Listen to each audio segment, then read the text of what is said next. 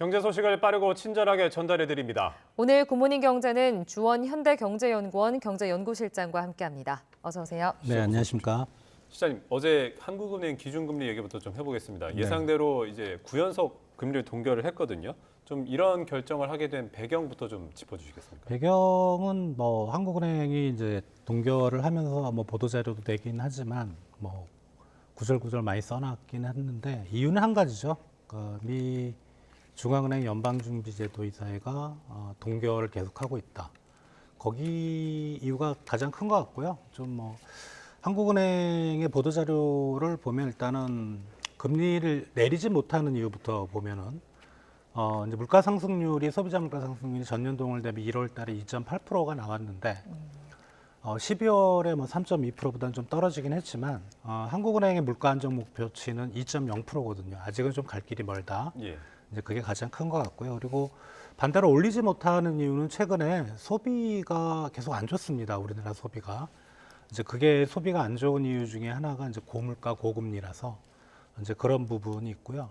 그리고 또 하나는 이제 뭐 가계부채 문제, 그리고 부동산 시장의 PF 문제, 어떤 부채가 경제에서 차지하는 비중이 높기 때문에 여기서 금리를 자칫 올렸다가는 경제가 나락으로 빠질 수 있는 거죠. 그냥 그런 올리지도 못하고 내리지도 못하는 이제 그런 배경이 있습니다. 실장님, 이번 금통위에서 이창용 총재가 이런 발언을 했잖아요. 상반기는 좀 어려울 것이다. 하반기 금리 인하 가능성을 열어둔다. 이런 이제 발언을 했는데 실장님 좀 어떻게 보십니까? 결국에는 하반기에 금리 인하가 이루어질까요? 일단 연준이 먼저 움직여야 된다는 제가 아까 말씀드렸던 그게 제일 중요한데 연준은 지금 3월 달에 회의가 한 번 있고요. 그다음에 5월 달에 있고 6월 달에 있거든요. 근데 3월 FOMC는 거의 동결이 시장에서는 거의 100% 가까이 보고 있고 5월 달 같은 경우가 한 달 전만 해도 꽤 높게 인하를 예상을 했었는데 지금은 동결이 무색합니다. 그리고 6월 달이 그나마 좀 그 인하할 가능성이 높다고 시장을 보고 있기 때문에 그러면 그런 시장의 예상대로라면 6월 인하가 가장 크거든요. 예. 연준이.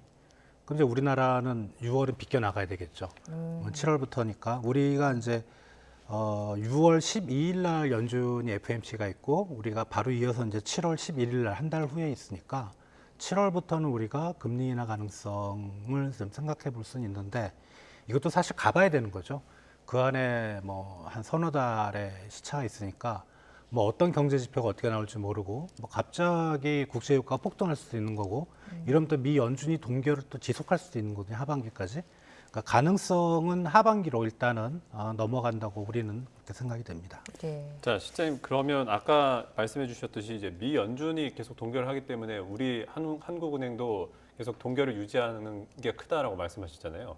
근데 지금 말씀해 주신 것처럼 이제 미국이 이제 계속 금리 인하 기대 시점이 뒤로 밀릴 경우 혹시 우리 한은이 이 분리된 움직임을 보일 수 있을까? 이 부분도 좀 궁금하거든요. 거기는 어떻게 보십니까? 그 가능성도 아마 기자회견에서 언급을 하셨던가? 그렇죠. 뭐 그 미 연준과 이제 주요국의 통화 정책은 좀 디커플링을 할 필요가 있다는 건데 과거 통계를 보면 우리가 먼저 내린 적은 없습니다.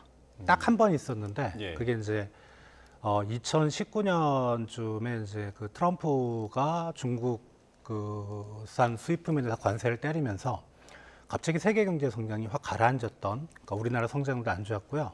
그때부터 우리 수출이 마이너스로 돌아섰거든요. 잘 나가다가. 그래갖고 그걸 좀 부정적 영향을 막기 위해서 우리가 금리를 먼저 미국보다 내린 적은 딱 한 번 있었는데 거의 한 2000년 이후로는 미국보다 우리가 먼저 움직인 적은 없습니다. 그런 걸 생각을 해볼 때 물론 이제 뭐 통화 정책이라는 게 자국의 주권과 관련된 그런 거라 우리가 먼저 내릴 가능성도 분명히 있긴 하지만 예. 개인적으로는 전혀 없다고 생각이 됩니다. 네, 전혀 없고 미국이 먼저 움직여야 우리가 움직일 걸로 생각이 됩니다. 예, 알겠습니다.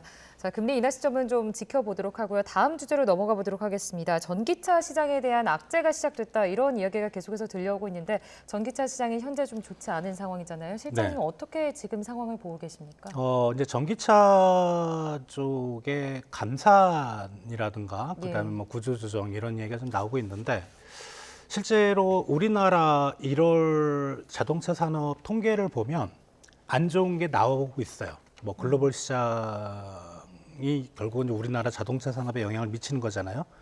일단은 전체적인 자동차 판매 자체가 잘 안 되고 있고요. 내수이나 수출이나 특히 예. 전기차도 안 되고 있습니다.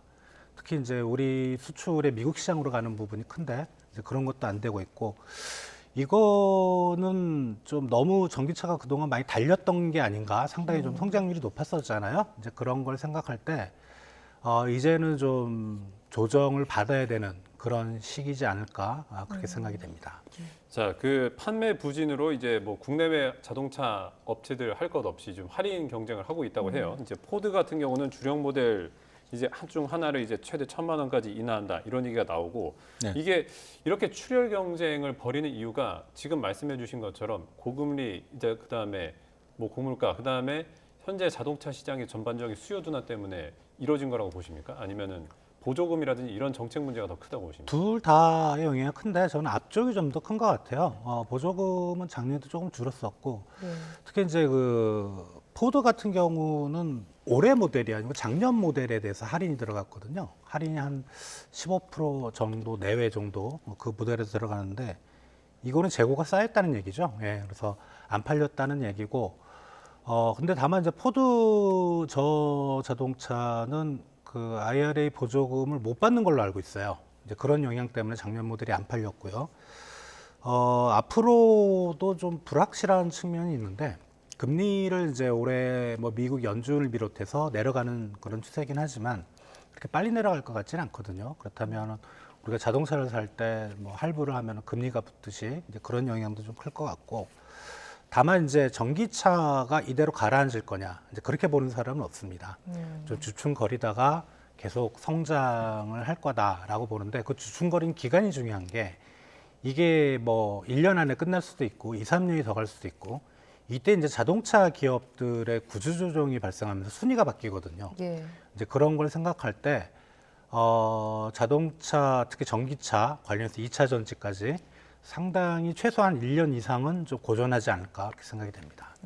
자, 이에 전기차 하면 이제 빼놓을 수 없는 기업이 이제 바로 테슬라 아니겠습니까? 이제 테슬라 같은 경우도 이제 지난달 4분기 실적 발표가 있으면서 올해 성장률이 작년보다 현저히 낮아질 거다라는 전망을 하기도 했는데 올해 그 전기차 시장 업황 전망 자체는 좀 어떻게 보고 계십니까? 일단 이미 주요 전기차 업체들이 전기차를 생산하는 업체들이 생산 목표도 대수도 확 낮췄고요.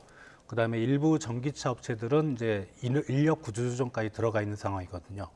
그럼 테슬라도 따라갈 수밖에 없고 아니면 따라가는 중에 테슬라도 이제 가격 인하 전쟁에 뛰어들 것 같고 뭐 글로벌 시장에서 점유율은 높지 않지만 중국 이제 비아디 같은 경우도 들어갈 거고 우리나라 전기차 업체들도 이제 가격 인하 정쟁 그리고 이제 생산 조정도 이제 들어가야 될 것 같은데 문제는 이제 우리 자동차 그 기업 중에 주력이라고 할 수 있는 현대차가 이게 광명에서 이제 전기차 전용 공장을 지금 시험 가동을 하고 있거든요. 예. 그래서 올해 중에 그걸 양산한다 그러고 국내에서는 그리고 지금 조지아주에 있는 그 전기차 전용 공장이 올해 중에 가동이 됩니다.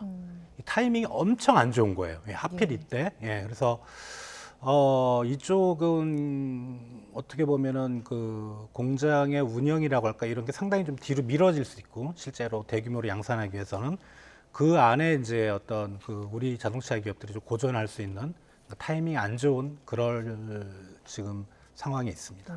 실제로 지금 전기차의 시장이 굉장히 좀 좋지 않은 상황이 있잖아요. 그런데 이제 전체적으로 이 시장의 업황의 전망에 대해서 계속 이렇게 수요 둔화가 지속될 것인지 아니면 좀 반등하고 어떤 변수들도 생기고 좀 발전을 할 것인지 이 전체적인 장기적인 전망에 대해서는 실장님은 어떻게 판단하고 계세요? 예, 약간 이제 잠깐 언급을 드렸는데 예. 이게 전기차 시장이 끝나는 건 아니다라고 말씀드렸고 뭐 이거는 우리가 이제 그 탄소 중립과 예. 상당히 좀 밀접한 산업이기 때문에 일정 시장에 이제 그 시장에서 일정 비중은 우리가 높여가야 될 우리나라 기업들도 그렇고 글로벌 기업들도 그렇고 그 전기차 비중을 높여가야 되거든요.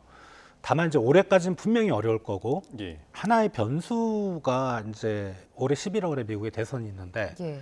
만약에 트럼프가 된다면 트럼프의 공약 물론 이제 공약이라는 게 이제 뭐 실제로 그렇게 안 해도 되긴 하지만 트럼프의 성격상으로는 자기 공약을 지키려고 하거든요. 그 공약 중에 하나가 IRA를 폐기한다는 겁니다. 즉 전기차를 상당히 좀 부정적으로 보고 있거든요. 그러면 상당 기간 오래 갈 수 있습니다. 그러니까 올해 1년 플러스 트럼프가 집권하면 4년이거든요. 앞으로 5년간의 전기차 시장이 크게 성장하기 어려울 가능성.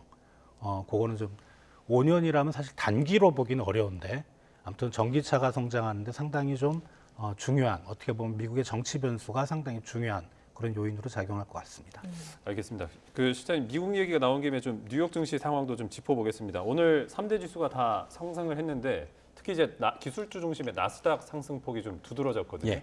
어떤 것 때문에 그렇습니까? 엔비디아라고요. 예. 그다음 서버용 AI 반도체 전 세계 시장의 한 90%를 장악하고 있는 그런 기업의 어떤 4분기 실적이 엄청나게 좋아졌습니다. 이게 4분기가 1년 전에 비해서 265%가 매출이 늘었거든요. 상당히 크게 늘었던 그런 거라. 그래서 지금은 뭐 이게 기술주를 보면은 IT 서비스라든가 그다음에 다른 IT 서비스 기업이라든가 그다음에 뭐 전기차, 이차전지 이쪽은 좀 죽고 있고 예. AI 반도체가 계속 지금 어떻게 보면은 좀 호황을 누리고 있는 것 같아요. 그러니까 AI 반도체 쪽에서 관련해서 뭐 다른 반도체도 같이 뜨고 있거든요. AMD라든가 뭐 ASM이라든가 마이크론이라든가. 그래서 서버용 AI 반도체로 좀 사람들의 관심이 좀 몰리고 있는 것 같고, 이거는 당분간은 좀 지속이 될 것 같아요. 다만 이제 반도체 주식 같은 경우는 이 추이를 보면 되게 좀 변덕이 심합니다. 확 올라갔다가 또 확 내려가는 경우도 있거든요. 그렇지만 엔비디아의 어떤 실적의 바탕이 된, 실적 호조의 바탕이 된 주가 상승이라서 사람들의 관심은 당분간 더 지속이 될 것 같다 생각입니다. 그러니까 이제 어제 실적 발표했던 엔비디아가 지금 16% 이상 급등을 했잖아요. 앞으로는 좀 AI 호조세가 이어질 거라고 보신다고 말씀해 주셨는데 네. 그 단기간이 아니라 장기간으로 봤을 때도 AI는 좀 계속해서 유망주다 이렇게 봐야, 유망 산업이다 이렇게 봐야 될까요? 예, 그러니까 지금 IT 쪽의 투자를 보면 기존 서버에 대한 투자는 그렇게 빠르게 늘어나고 있지 않고 예. AI 서버 중심으로 지금 바뀌고 있거든요. 그러니까 어떻게 보면 AI 서버가 전력도 좀 줄이고 그다음에 공간도 줄이고 효율도 높이는 그런 쪽에, 그러니까 챗 GPT를 생각하시면 될 것 같은데 기존에 데이터만 모아놓는 게 아니고 데이터를 가지고 유용한 가치를 만드는 AI 반도체 중심으로 가고 있다는 거라서 어떻게 보면은 이제 코로나 이전과 이후에 IT 투자의 흐름이 완전히 바뀐 것 같아요. 사실 우리 기업들한테 이게 좋은 소식은 아닌데 우리 메모리 반도체는 기존에는 일반 서버용이고 또 최근에 우리가 이제 AI 반도체, 메모리 반도체 필요한 건 HBM이라서 그쪽으로 좀 넘어가고 있지만 우리 전체 매출에 차지하는 비중 상당히 좀 적거든요. 그래서 우리 반도체 기업들한테는 좀 마이너스 요인도 있을 것 같다는 생각이고 또 말씀드리지만 이 AI 반도체 쪽은 상당히 좀 유망하다. 모든 글로벌 기업들의 관심이 다 이쪽으로 쏠리고 있다. 이렇게 보입니다. 자, 시장님, 아까 제가 미처 질문을 못 드렸는데 마지막으로 이것도 좀 짚어보겠습니다. 그 우리나라 부동산 프로젝트 파이낸싱 부실 문제가 있잖아요.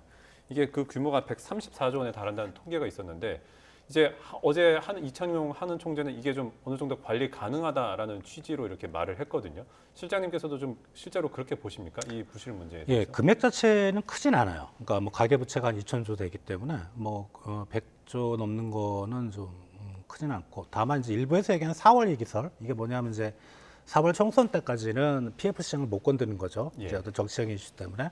총선이 끝나고 이제 구조조정이 일어날 거는 시장의 시각인데 이창용 전 총재는 거기서 선을 걷죠. 예, 그거 아니다. 그런 걸로 봐서는 이제 왜냐하면 이제 그렇게 얘기를 했다는 거는 이제 한은하고 금융위하고 금감원 등의 어떤 금융 감독 관리 기관들이 모여서 항상 회의를 하기 때문에 네. 만약에 뭐 4월 위기설 구조조정 가능성이 조금이라도 거기서 들렸다면 그런 얘기는 안 했을 것 같거든요.